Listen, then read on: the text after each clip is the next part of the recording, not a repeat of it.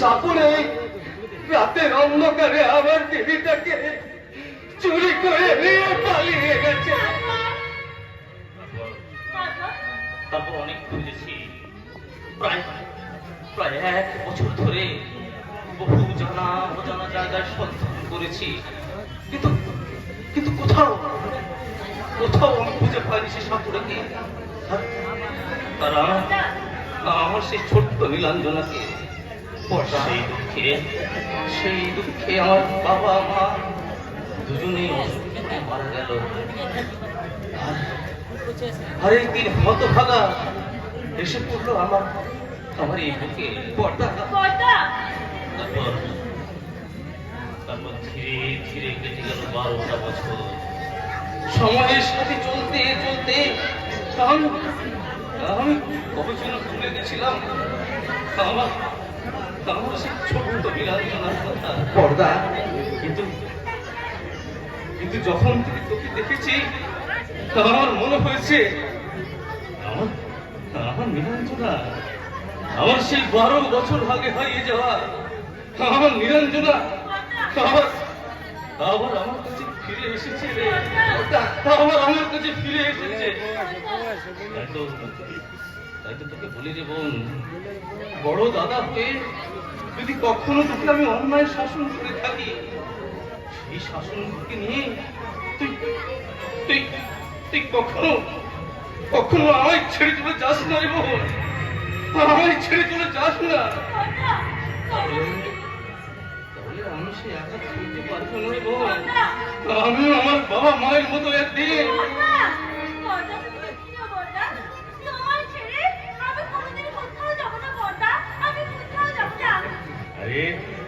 যাতে না যাস তার জন্য আমি তো সব ব্যবস্থা করে রেখেছি। সামনের মাসে একটা শুভ লগ্ন দেখে ভাস্করের সঙ্গে তোর। দাদা আমাকে তুমি ক্ষমা করো, আমি বিয়ে করে ফেলেছি। ভাস্কর,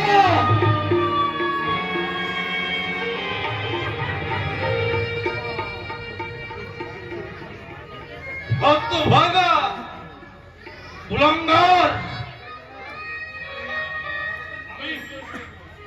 আমি তোর বড় দাদা। বিয়ে করার আগে একটিবার তুই আমাকে জানানোর প্রয়োজন মনে করলি না রে হতভাগা। একটিবার ভাবলি না তোর এই বড় দাদা কতখানি কষ্ট পাবে? একটিবার ভাবলি না তোর এই বড় দাদা এই সংসারের কাছে কতখানি অসম্মান হবে? ওরে হতভাগা, আমি যে আর কোন সঙ্গে তোর বিয়ে ঠিক করেছিলাম।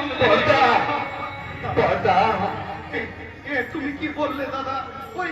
ওই আলপনার সঙ্গে তুমি আমার? হ্যাঁ, ওই আলপনার সঙ্গে। বল বল হতভাগা, ওকে আমি কোন ভাষায় সান্ত্বনা দেব? বল বল হতভাগা।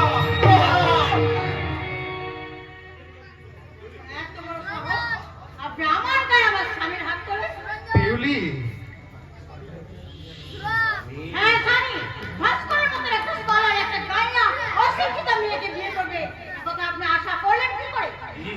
আর একটা কথা মনে রাখবেন, ভাস্কর আপনার ভাই হলেও আজ থেকে সে আমার স্বামী। পর্দা পর্দা পর্দা, জানিস আমি যদি তোর মতো হতাম, পর্দা ওই অন্ধ চোখে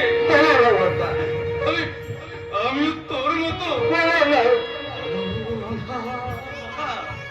হাসি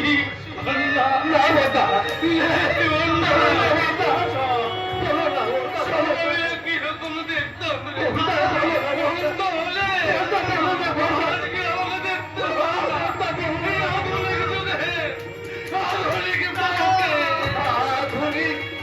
আধুনিক যুগের আধুনিক বউ। স্বাক্ষর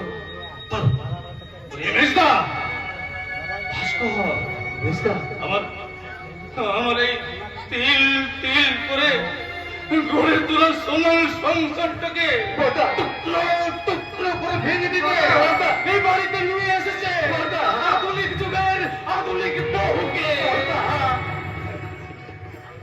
কপালে কপালে চার সিঁদুরের পরিবর্তে লাল কাগজের টিপ, চোখে চোখে রঙিন রঙিন চশমা, ঠোঁটে ঠোঁটে আধুনিকতার লাল রং মেখে, কাঁধে ভ্যানিটি ব্যাগ ঝুলিয়ে, হিল তোলা জুতো পরে আমার বৌমা এসেছে, আমার বৌমা এসেছে।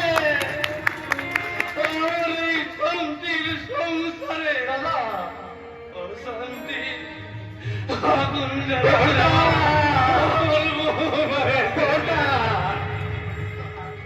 দাদা, তোমার বৌমার হয়ে আমি তোমার কাছে ক্ষমা চাইছি দাদা। তুমি তুমি আমাদের ক্ষমা করে দাও। চলে এসো ভাস্কর, এখানে আর এক মুহূর্ত আমি থাকতে চাই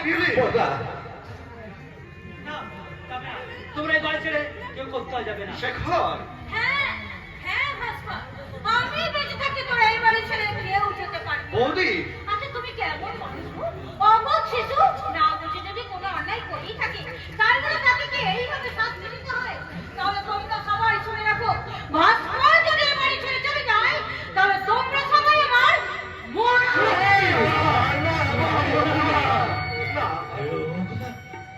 ও কথা তুমি বলো না বড় বউ, ও কথা তুমি বলো না। তুমি তুমি আমাকে এতটা নিষ্ঠুর ভাবলে কি করে বড় বউ? আজ আজ আমি সংসার অরণ্যে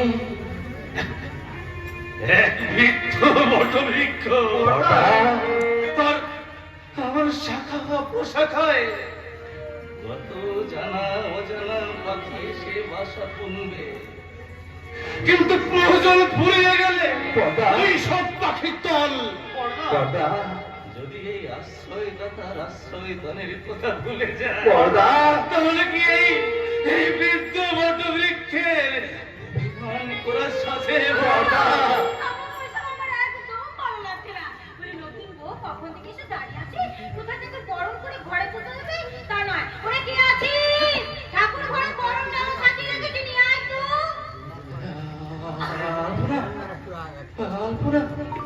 তুই বরণডালা নিয়ে এলি বলো?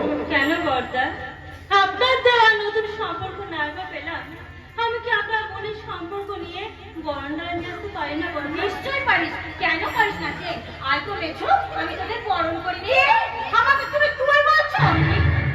দিদি তো ছোট বোনকে তুই বলেই সম্বোধন করে রে মেজো। আয় তোরা এখানে বসবো, ওই মাঠে অসম্ভব। এক কাজ করো বৌদি, তুমি না হয় দাঁড়িয়ে থেকে বরণটা সেরে নাও। দাঁড়িয়ে থেকে বরণ করবে? দাঁড়িয়ে থেকে বরণ করে নেবো, এসব তুই কি বলছিস? হ্যাঁ বড় বউ, তোমাদের সময় শেষ। আজ আজ আধুনিক যুগ, তাই আধুনিক যুগের আধুনিক বউকে ওই চেয়ারে বসেই বরণ করতে হয় বড় বউ। তুমি থামো তো, আমি বরং এই ঔষধে বরণ করে নিচ্ছি।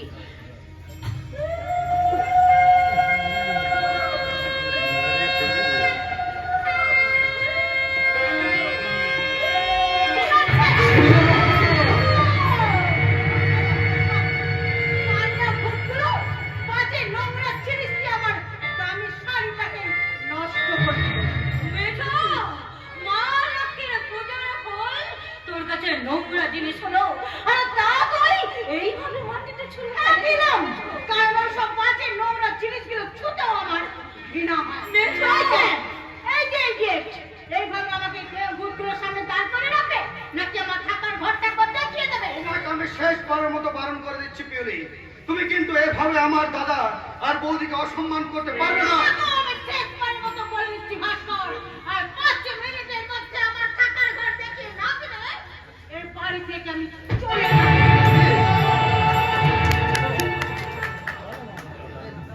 দাদা, আমি কি ভুল করলাম দাদা? কেমন করে আমি এর প্রায়শ্চিত্ত করব দাদা?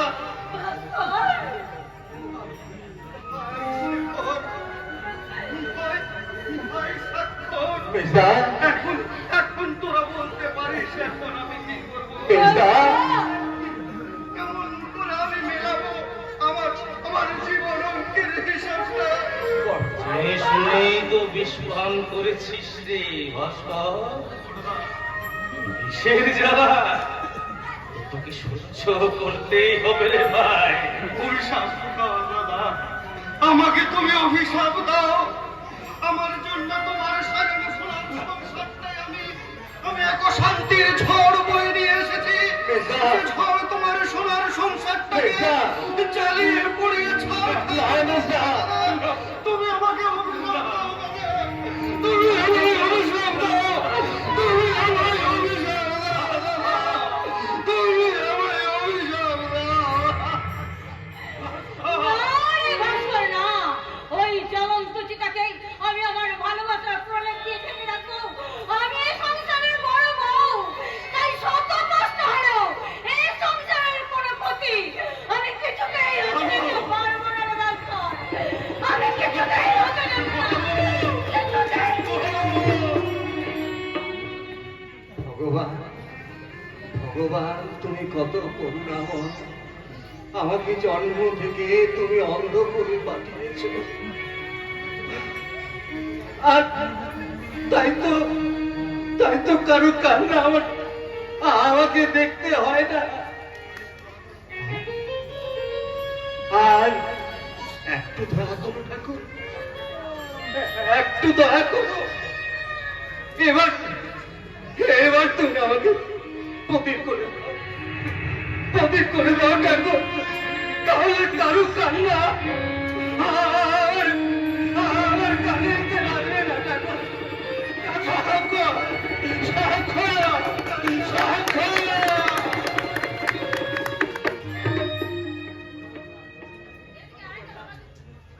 আমার মনে হয় মেজ বৌদি অনেক বড় ঘরের মেয়ে বৌদি, তাই যদি ওনার সাথে একটু মেলামেশা করে চলতে পারে, লাভটা বোধ হয় আমাদেরই হবে। ভাই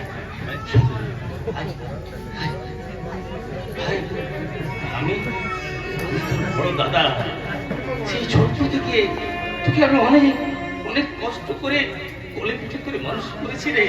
না, আমি তার প্রতিদান চাইছি না রে, আমি তার প্রতিদান চাইছি না। আমি তোর কাছে একটা জিনিস ভিক্ষে চাইবো, দিবি? আমায় দিবি? ভিক্ষে কেন বলছো বড়দা? তুমি চাইলে আমার সমস্ত ইনকামের টাকাটা তোমার হাতে তুলে দিতে পারো। আরে না, টাকা আমার চাই না, টাকা আমার চাই না। তোর কাছে আমি একটু দয়া ভিক্ষে চাই রে ভাই, দয়া ভিক্ষে চাই। হ্যাঁ, আমি আপনাকে কথা দিচ্ছিলাম জানিস, ওকে আমি এবারে বউ বানাবো। আমার সেই কথার মর্যাদা রাখতে ভাই রে, এ ভাই তুই আলপনাকে বিয়ে কর ভাই, তুই আলপনাকে বিয়ে কর। শেখর, শেখর, পর্দা বলে যা খুশি তাই বলবে, আর সেটা আমাদের মেনে নিতে হবে। তাছাড়া আপনার স্ত্রী ওর কি যোগ্যতা আছে? আমার যোগ্যতা পিছিয়ে আমাকে দিতে অনেক অনেক ছোট পর্দা, অনেক অনেক ছোট। শেখর, শুনে যাও শেখরদা, শুনে যাও।